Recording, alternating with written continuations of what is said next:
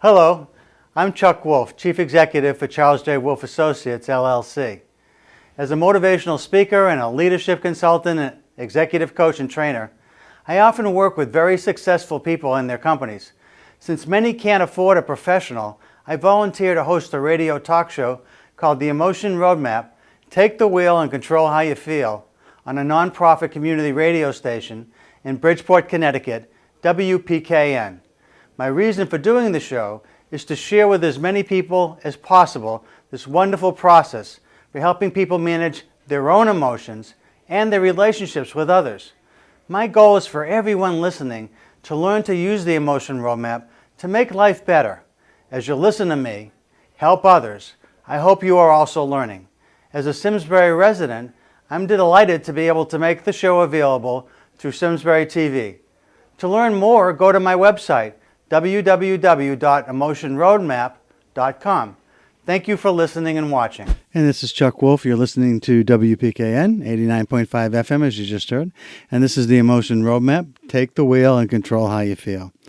It's good to be back with you. Last week's show ended with an interesting note. We were talking with a woman at the end of the show whose name was Janine, who was, I believe, asking me about ways that you could meet men. It was an interesting show for me. It's not something that I do a lot, where I go out and I'm meeting new people for relationships, but seemed to get a lot of calls about that last week. Again, the show's called The Emotion Roadmap, Take the Wheel and Control How You Feel. And I'm really here to answer anyone's questions that have to do with emotions and relationships, and whether they're at work, at home, in the community, in a neighborhood, and any kind of organization that you might belong to. And so the number to call, if you've been waiting to call me, is 203-336-9756. 203-336-9756. I often have a theme for the show, and the show is, I know that I get callers pretty frequently. Sometimes it takes a few minutes before people realize I'm on the air or make the decision that they want to call. And there's a Neil Young song that I really like. The saddest words I've ever heard is "it might have been," and I like to think of that in terms of whether or not you make a call, if you've got something on your mind that you'd like to ask for some help with. The show's called The Emotion Roadmap because it helps people to manage their emotions. If the emotions you're feeling aren't helpful and you want to feel something different, and if you stop and you're reflective a bit about it and you think about what you'd like to feel and you find that, there is something, if I could make magic happen, I'd really ideally love to feel instead of what I am feeling, whether that's at work or at home or some other place in your community, then that's the reason to give me a phone call here at the station at 203-336-9756, because that's what I do here. I try to help people find ways to look at emotion, focusing specifically on emotion in themselves, and sometimes if you've got other people that are key to what you're trying to accomplish, that you think about what is it that he or she or they might be feeling and what would be ideal for them to feel. And I try to help you move yourself and them to those more ideal feelings. That's the concept of the show. And in doing it and trying to help you, first of all, you should know that the reason I volunteer to do this is because it makes me feel good when I can help somebody. One of the things that drives me is this idea that if I can be helpful to somebody else, that makes my day. So when you call and I'm helpful to you and you feel like you've gone from feeling helpless to hopeful with a plan that sounds like it might work for you, I feel great about that. But not only that, I feel like, there are people that pay me professionally to help them. I do a lot of leadership coaching, and I help people as a speaker come in and talk about how to deal more effectively with emotions in themselves and in others in various contexts. And I mean, it's great when I get paid. I love to do it to get paid as a profession, because it's almost not like working for me. It's something I enjoy so much. But at the same time, I know there's a lot of people out there that don't necessarily have the funds to be able to access what it is myself and others who are really skilled in this area are able to deliver to folks. So I wanted to go on the air, and this is my 11th year now, trying to provide people with the tools they need to learn how to do what I believe is really life-changing skills in some cases. Learn how to take advantage of the science of emotional intelligence, to learn how to use the emotion roadmap to make life better for themselves and for those people they care about, and to find ways to just help make life better. Across the planet. One of the things that's happening, I think, in our world is there's a lot of disruption. There's huge fear factor right now with the coronavirus. There's also a lot of anger around the politics. There's also religious wars going on, and there's all kinds of things that are problematic on the planet. And I figure anytime I can help one person to feel more inner peace, and more people feel more inner peace, there's a better chance for world peace. So that's the ultimate goal, one person at a time.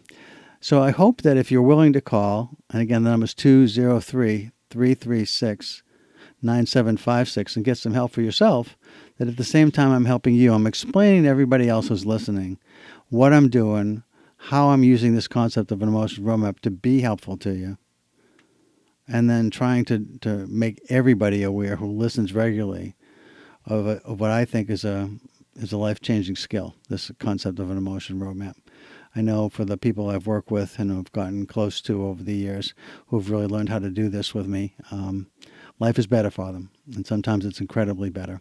So I'm hoping that those of you that call get some help. At the same time, you're helping everybody else. So if you've got something where you're concerned about a relationship, either at home or at work or any place in your life, and you want to share it, 203-336-9756. Now, while I'm waiting for you to call, I usually have a topic or two that I'd like to talk about. So I did want to perhaps just go a little bit further along the lines of the calls I had last week.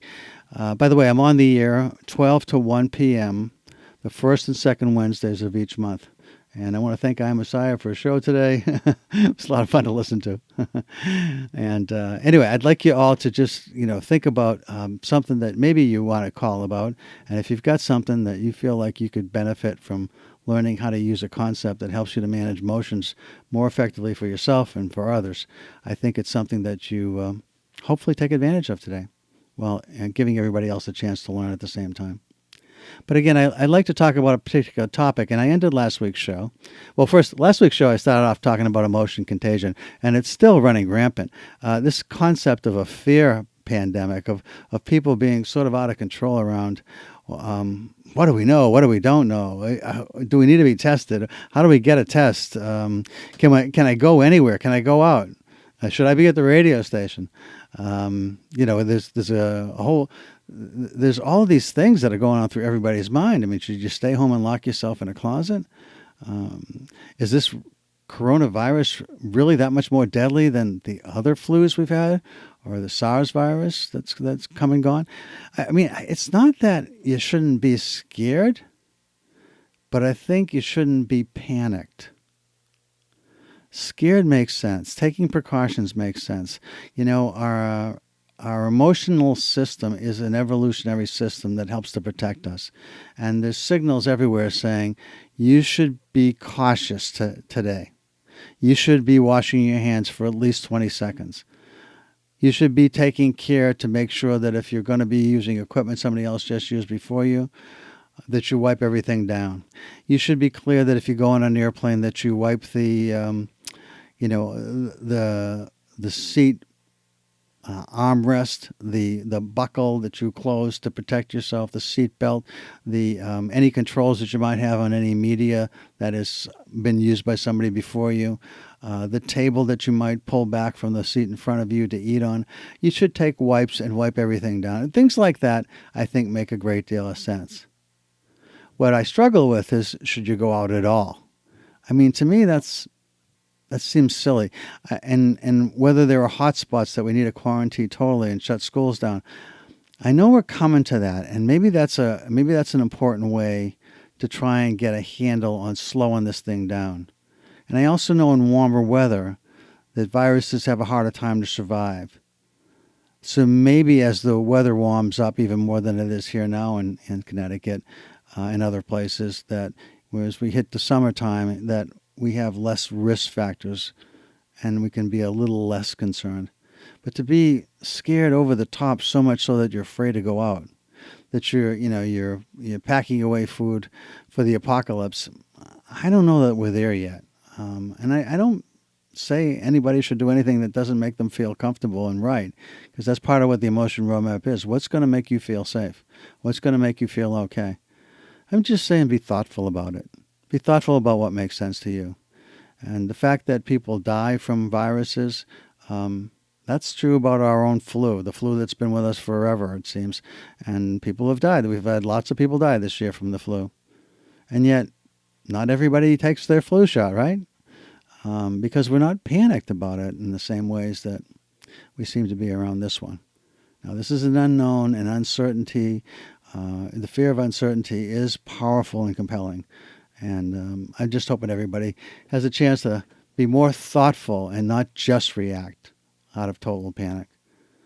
And I know it's important to get facts and information, and there's some confusion around the facts. I've heard different conversations about the morbidity rate, for instance, around this flu. The coronavirus supposedly is a really high morbidity rate. Well, I've heard different thoughts about that.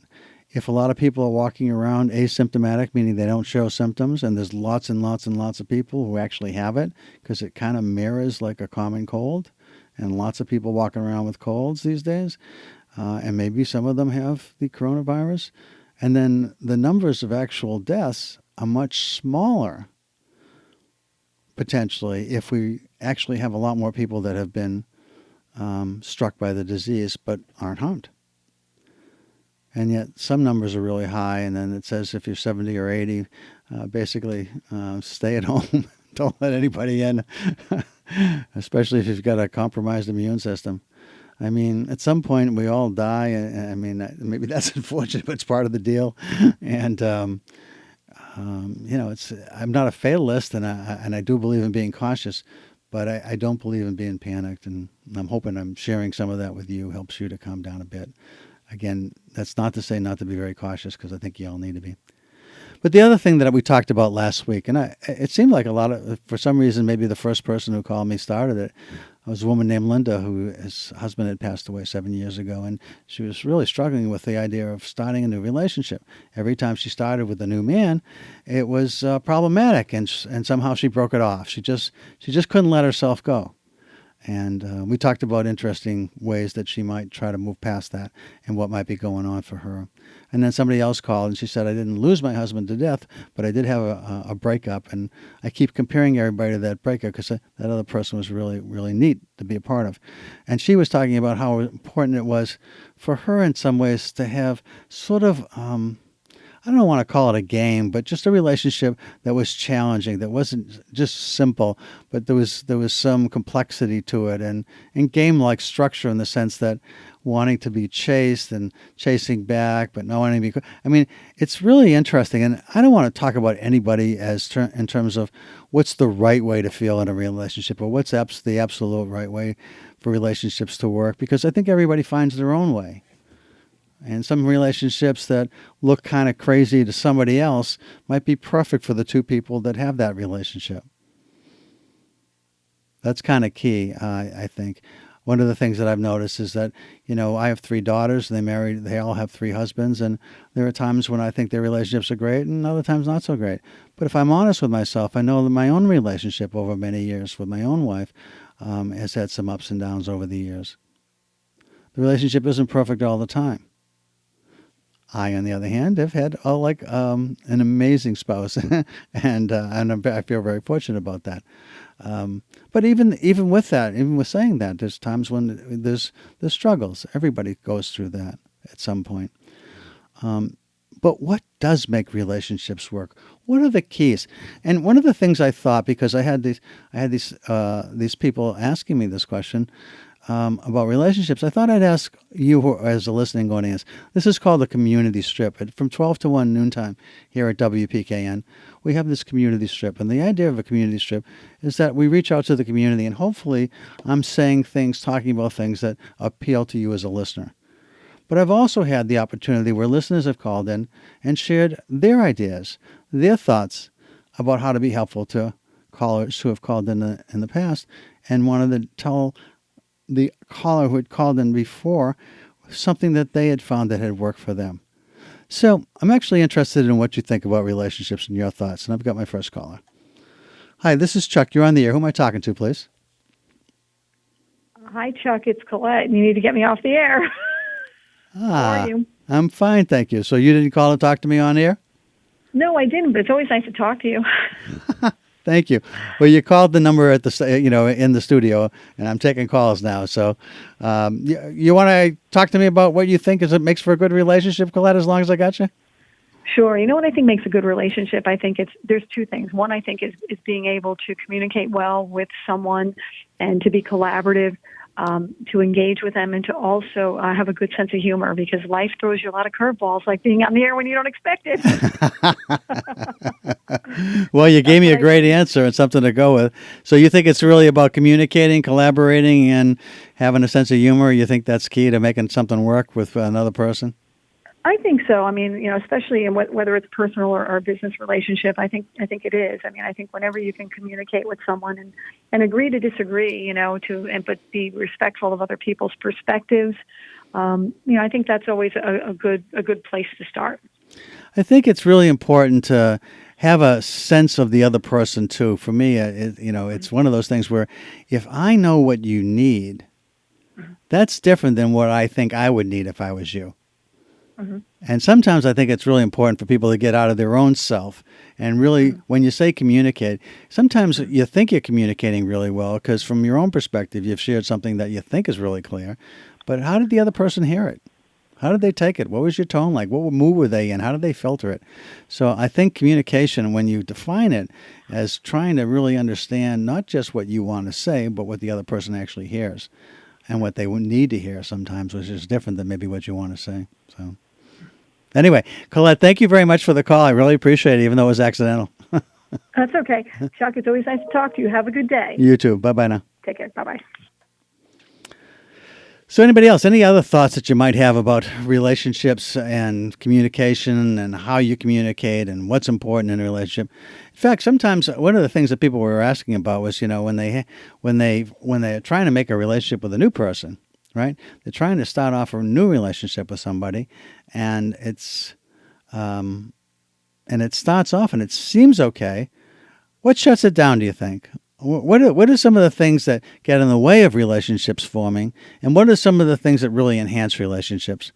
I'm sure you all have some thoughts about that, and it'd be fun to kind of talk about that today. What are some of the things that you think enhance relationships, and what are some of the things that cause relationships, to go the wrong way, to become negative and to end sometimes, or at least be put on hold. What are your thoughts about relationships? It'd be kind of interesting to think about that a bit and hear what our listening community thinks about it. Another thing I think is really important is this idea of empathy. And I've talked about empathy before. I actually had somebody on, a woman named Helen Reese, who is probably one of the world's authorities on empathic behavior. She's a Harvard faculty member in the medical school, and she's a psychiatrist, and she has created her own company, Empathetics, it's called, and she has actually done tremendous amount of work in the area with medical health professionals, teaching them how to be more empathic. And by teaching them to be more empathic, the things that she has demonstrated through data has been outstanding performance with patients. The idea that being empathic contributes to healthy outcomes is sort of a nice, sounds good and possibly is true, but she's actually proven it. She's actually done a lot of studies that actually demonstrate real outcomes, real health improvement with patients where doctors and other medical professionals are more caring and more empathetic. Now, it's interesting about empathy because empathy is the kind of thing that we sometimes think we have for other people. But honestly, sometimes we deceive ourselves, not purposefully, and we do think we're caring about another person, but sometimes we just misread what another person really needs from us.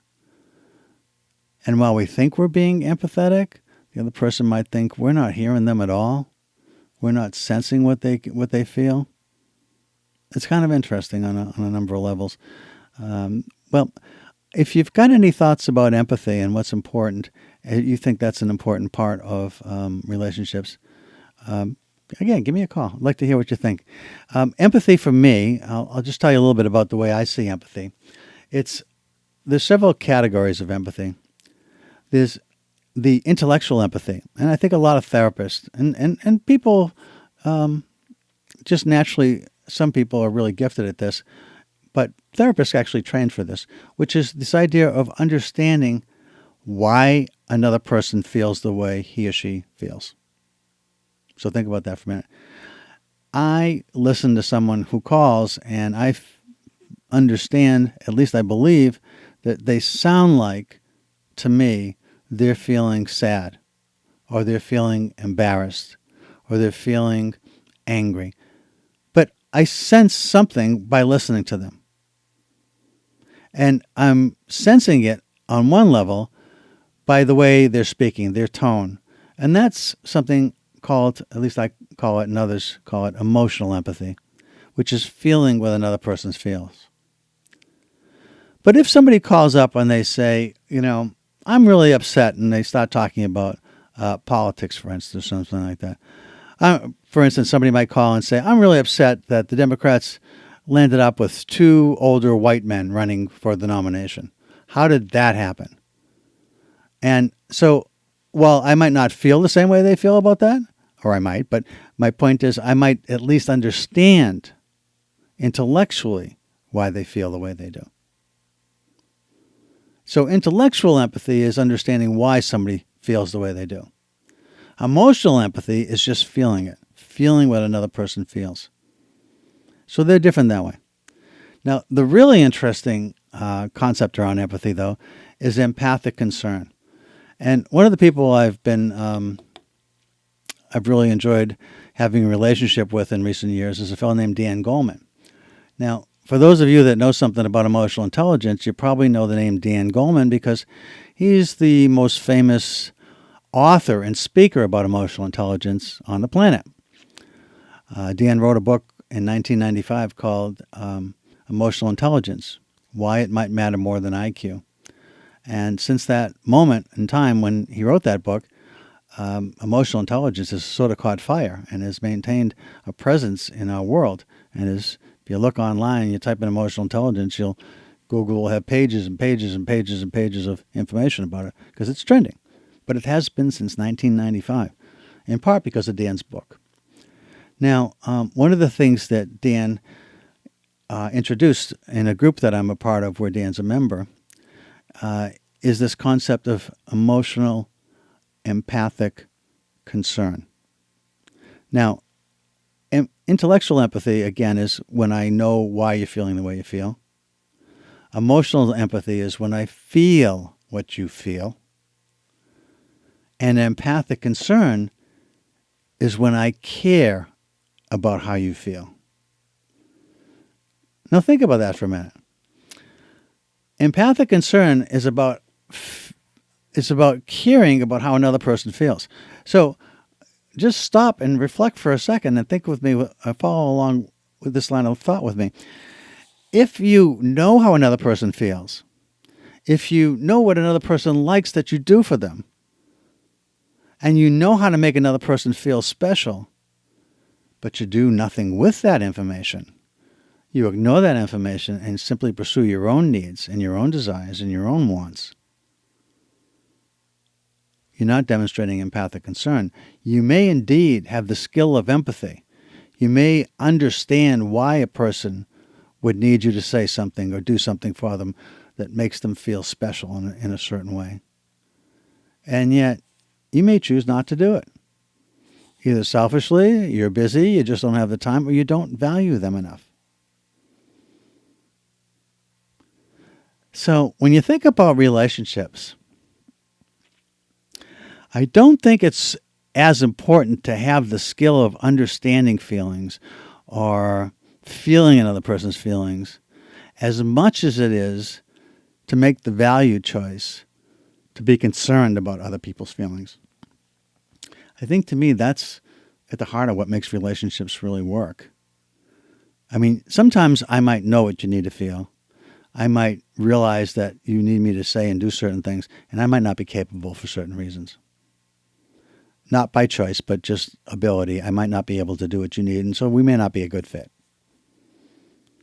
But if I know what you need, and I'm capable of delivering what you need, and I'm willing to do what you need, chances are you're going to feel pretty good about me. Because when I ask people who do they think of as emotionally intelligent people, they often will say people, and they'll give me a name, and then I'll ask them, why did you say that person, and why did you give me that name?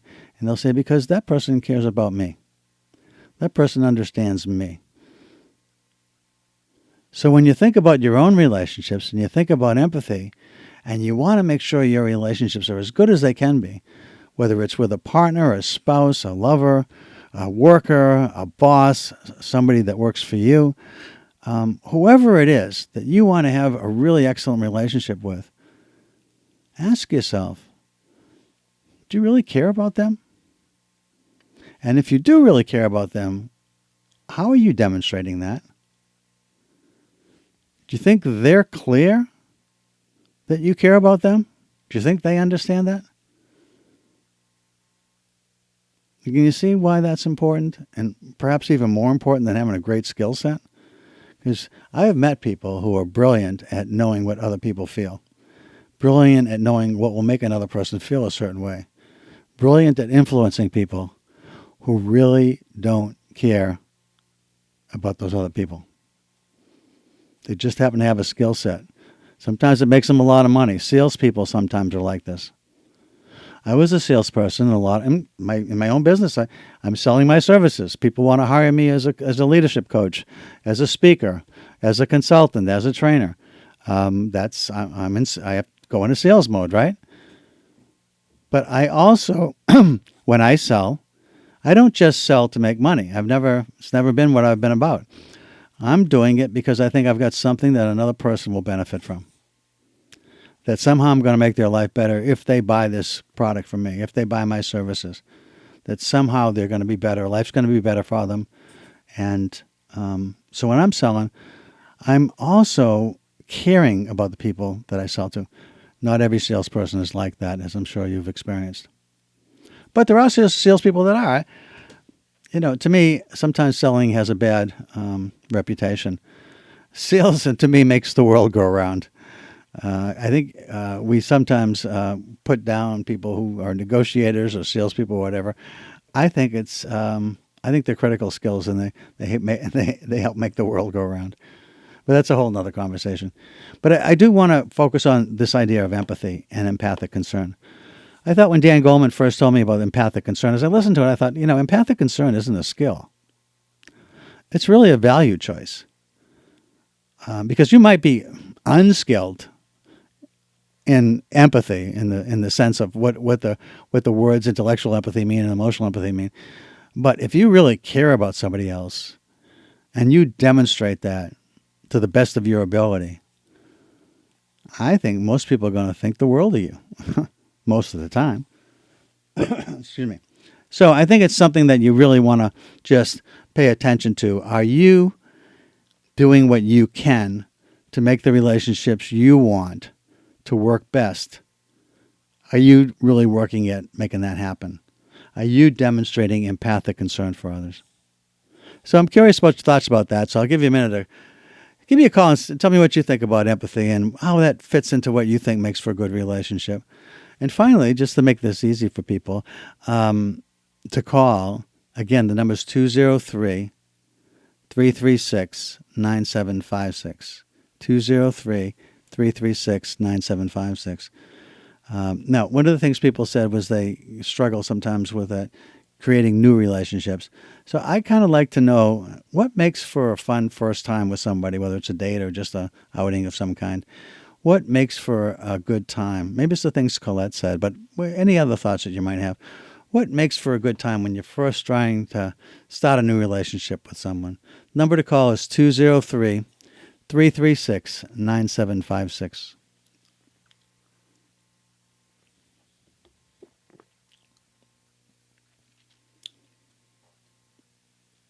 203-336-9756. 9756. Sometimes I have older listeners on the phone. They said, you got to slow down sometimes when you say the number. I can't get it that fast. So here you go. 203 336 9756.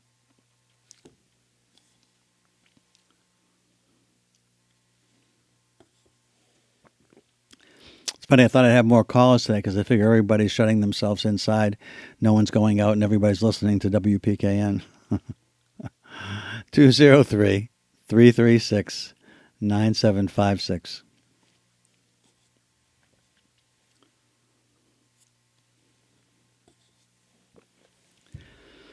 Well, so if I'm not, since I'm not getting any phone calls, oh yeah, here we go. Thanks. Hi, this is Chuck. You're on the air. Who am I talking to, please? Oh, please turn your radio down. Hi, how's it going? Good, thanks. Who am I talking to, please? My name is Tim. Hi, Tim. I'm from Westport in Connecticut, and I'm listening, and I heard your question, and I wanted to offer some of my thoughts. Great. Thanks a lot, Tim. What I think in terms of starting a new relationship, one of the first things for me is that if there's a spark in that conversation and you find yourselves jumping to speak about that topic of interest, that's something that if that happens on the first meeting, then that's something that's really going to help to foster a good relationship if that's something that continues to happen. So it's the idea of something creates a spark. Something about a topic or somehow a spark gets generated. That is at least related to the personality, not necessarily the attraction in the physical attraction, because that's probably already established in that you're meeting with somebody and trying to see if there's something else.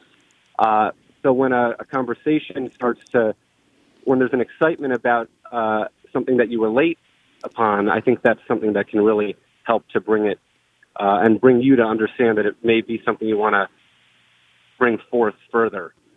So do you think there's some way to sort of look for that, or is it just happen by accident, by chance?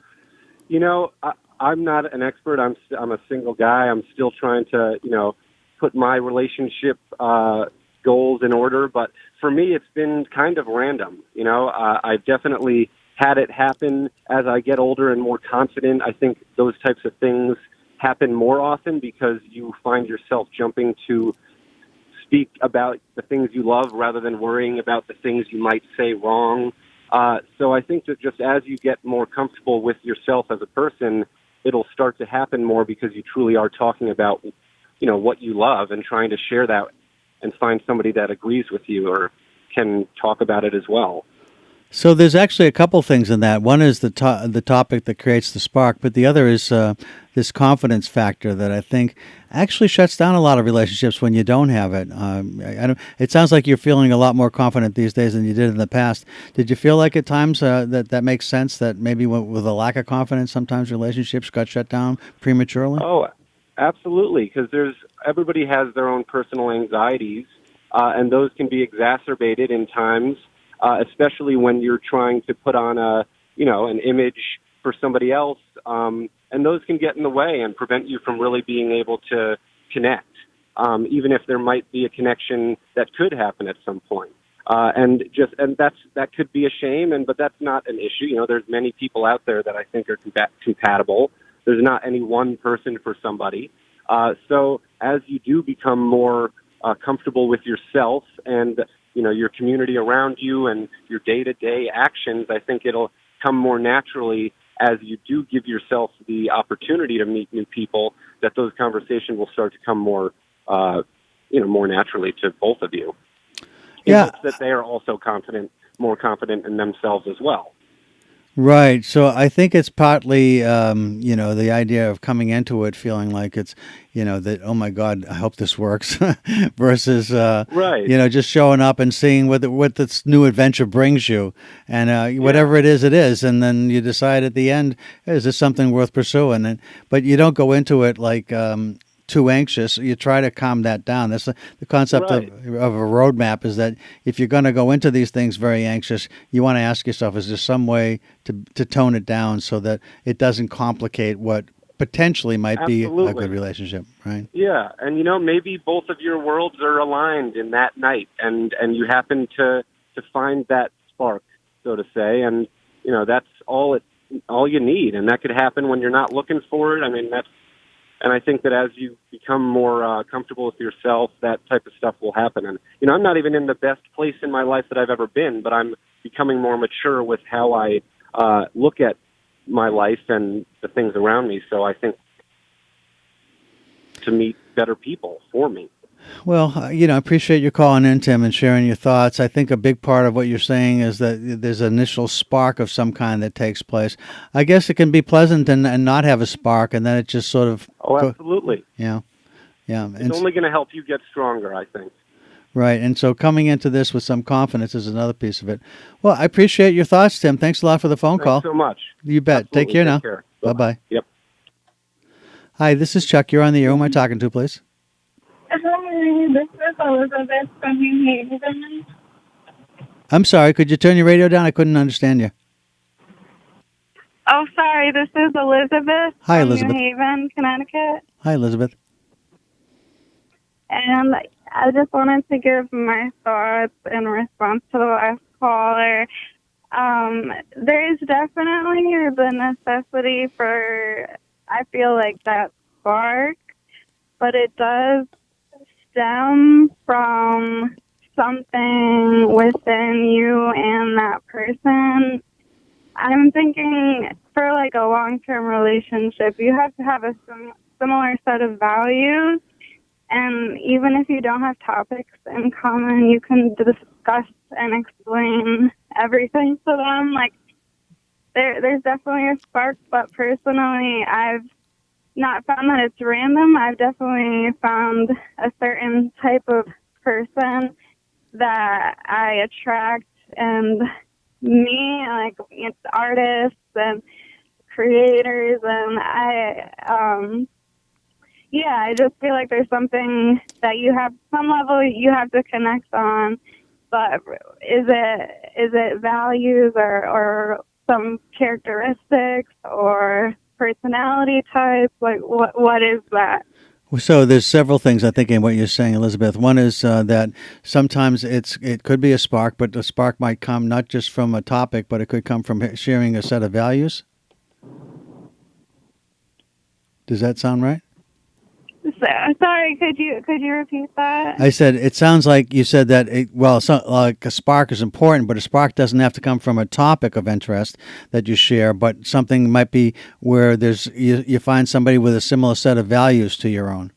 Yes, there's a deeper connection than just surface value topics that anyone could have knowledge of, but it's how you talk about them, how you connect over the topics. Because I feel I can talk to anyone and explain my point of view, and if they're able to understand that and engage with that, even if they don't know anything about the topic, that's really important. You make a really interesting point. I think a topic can generate a spark. I mean, sometimes whatever the topic might be, whether it's music, whether it's sports or it's politics, there are things that might generate a spark. But then what you're saying is that the next level down maybe is this: how do we talk about those topics, and do our values seem at least sort of in alignment, not totally in alignment, but at least sort of aligned, so that it feels like I want to continue the conversation. Exactly. That's where I found that what the previous caller said, spark to come from, was from people and conversations that I was able to connect with on a deeper level, and that made me want more, and that was we would find the spark is through that. So. And it has been like helpful. A similar type of person now that I'm thinking about it. Is that right? Yeah. So are you somebody that's connected with someone now, or are you someone just out there looking at new relationships too? Oh, yes, I am connected with someone now. Okay. And so I guess as though that's true for you, then the values align, and that's part of the reason for the connection. Yes. We've been together for a long time, and we just share the same value system and are trying to build a similar life together, side by side with similar goals. So that's obviously very important for a long-term relationship. Well, I really appreciate you calling in, Elizabeth, and sharing your thoughts. I think you added a lot to the conversation. Thanks for the call. I appreciate it. Thank you. Bye. Bye-bye now. I know I had another caller that I couldn't take. I'm here by myself answering phones. So if you want to call in now, the number again is 203-336-9756. 203-336-9756.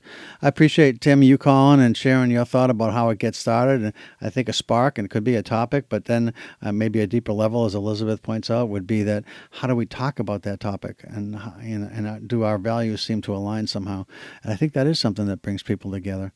Lots of times, I think over a long term, it's really important to have a set of values that do align, and that once in a while, so, it's really interesting to say that, though, because I know even within myself, sometimes I value conflicts.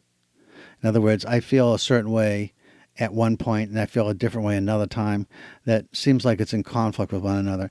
And part of that is, I think, who are we? We are made up of our, natural abilities, our inherited traits, but also our experiences. And we're influenced by lots of voices, lots of people in our lives who influenced us. And those voices didn't always agree. And I don't know if you've ever gone through like a tough decision you need to make, but you're hearing the echoes of the people that have influenced you over your life inside your head. It's funny. I was once in a workshop with a friend of mine who somebody else was leading the workshop, and they said, when that voice in the head talks to you, and yes, voices do talk to you. We do have voices in our head talking to us, and that doesn't mean you're crazy. Because sometimes people used to say, if you have voices talking to you, people think you're crazy. And the fellow raised his hand, and he said, yeah, you got a question? And it's my friend Dennis, and Dennis said, yeah, I have a question. He says, what's that? He said, is it just one voice talking to you? Because I got a chorus in there. Anyway, and of course we do. We're made up of lots of influences, right? So I think what's most important is our deepest values are aligned. And also, here's another piece of the puzzle, I think, is that not only are our values aligned and attuned, and that we're interested in a number of the same topics and the same activities that bring us together, there's also something else, I think, which is that when we disagree, when we're not aligned, when we have different needs and activities that we want to do, that we respect each other's diversity, right? That's a big piece of it for me as well. So what else do you think? 203-336-9756. And again, I'm sorry I couldn't take the caller who called a moment ago. So if you're still around and able to reach your phone, 203-336-9756.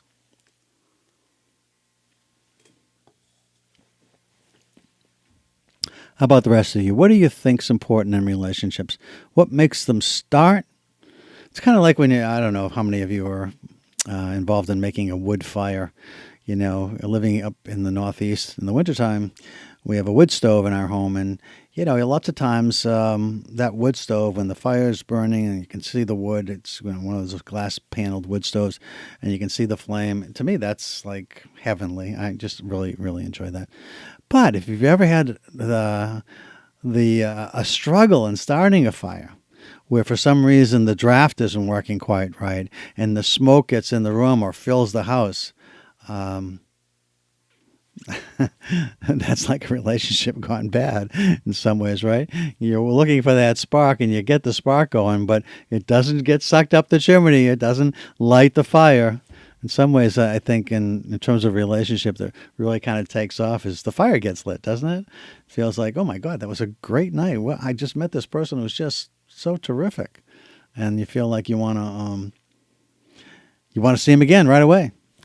But, I think one of the things that I've learned about wood fires, is that you got to tend them. They don't operate on their own. You got to pay attention. I think that's a life lesson, isn't it, about relationships too? That there might be a fire and a spark that starts the fire. And then you cultivate, you build the fire, you tend to the fire, you watch the fire. You make sure what the fire needs that you address. And I think if we look at relationships like that, sometimes we get stuck in our own stuff. I do. I'm guilty of that. Sometimes I'm, just so focused on what's going on in my own head, I'm not seeing the people around me that I love. And I clearly, these are people I love that are around me and my family, and yet I'm not attending to what they need because I'm so caught up in whatever is I got to get done or what I'm thinking about.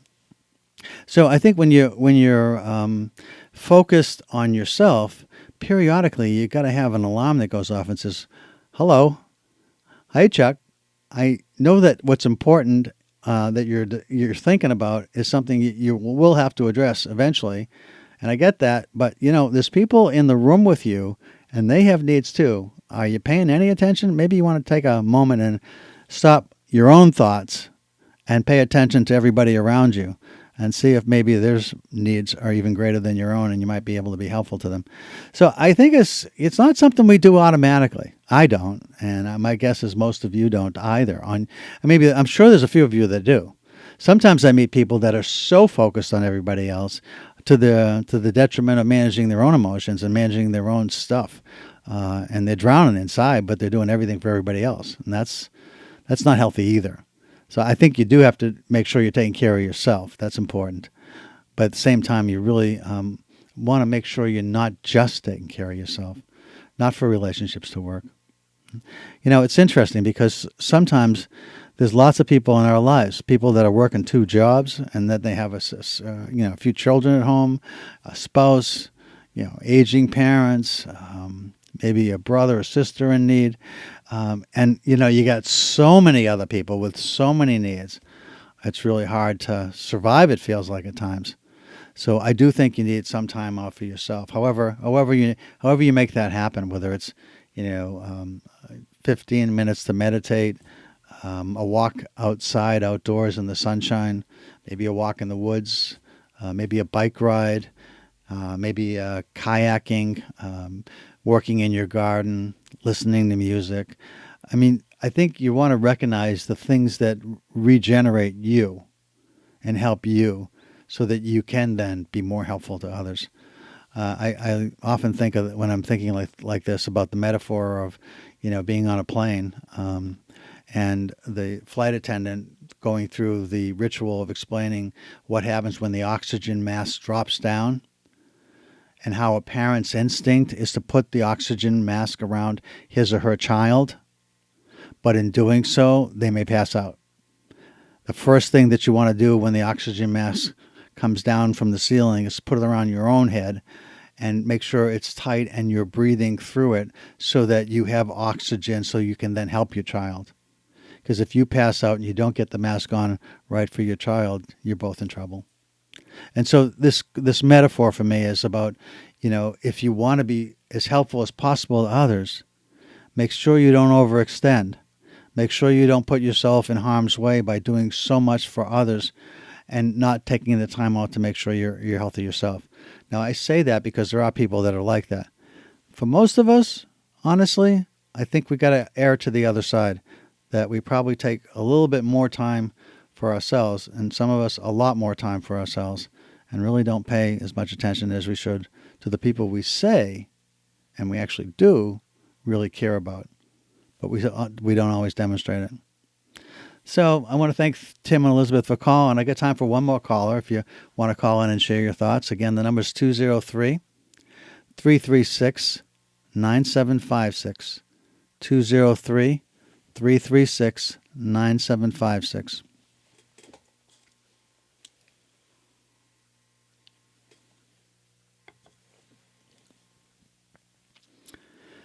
Two zero three 336-9756.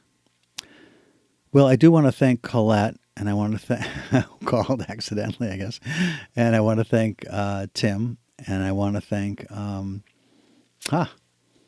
want to thank the young lady, Elizabeth, who called and shared that she feels values are important.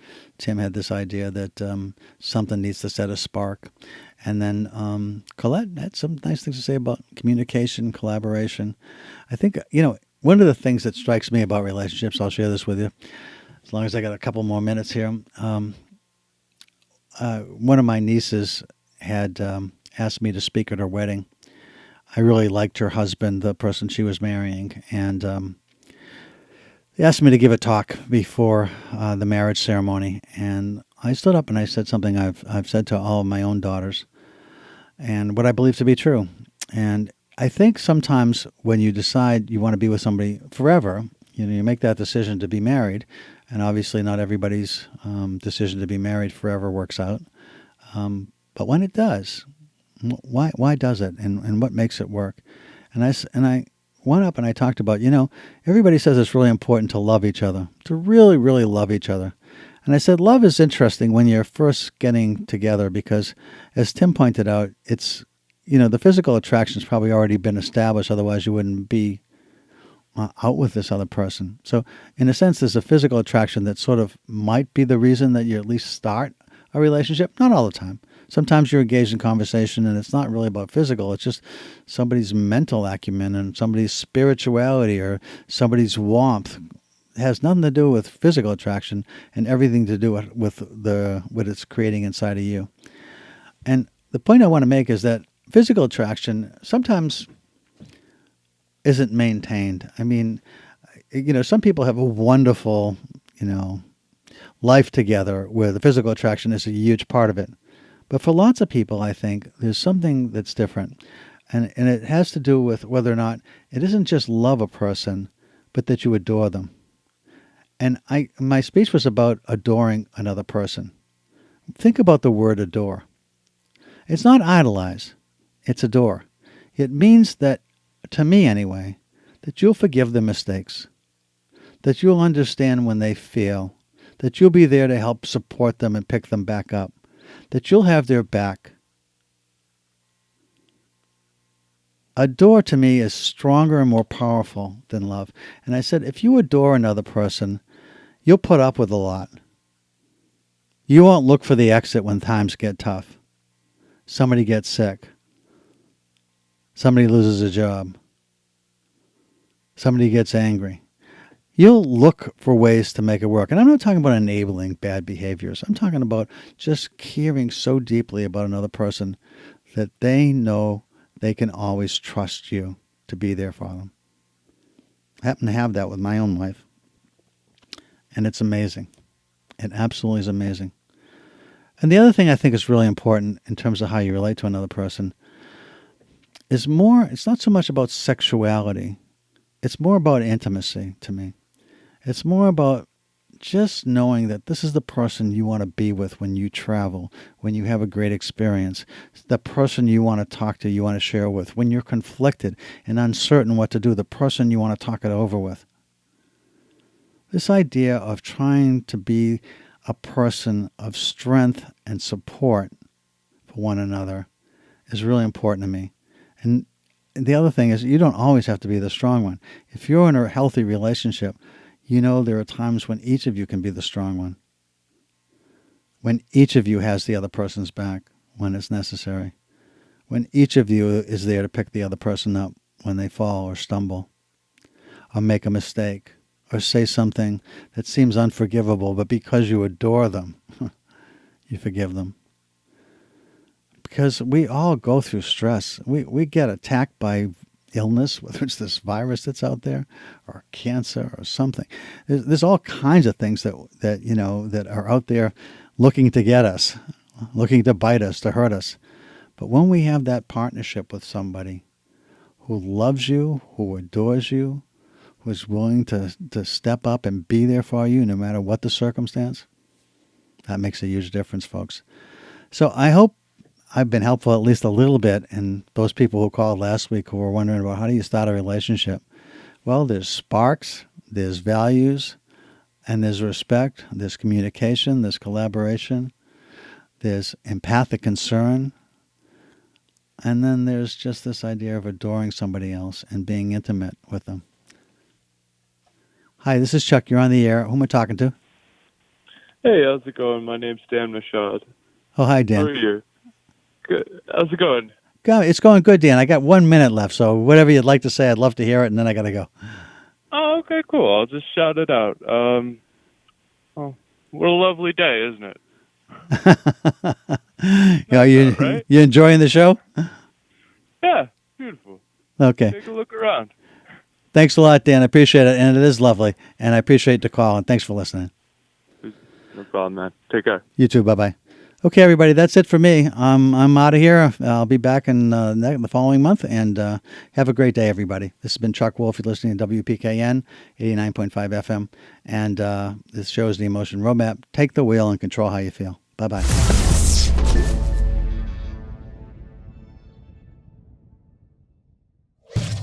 Funding for Simsbury Community Television is provided in part by contributions from viewers like you. Thank you.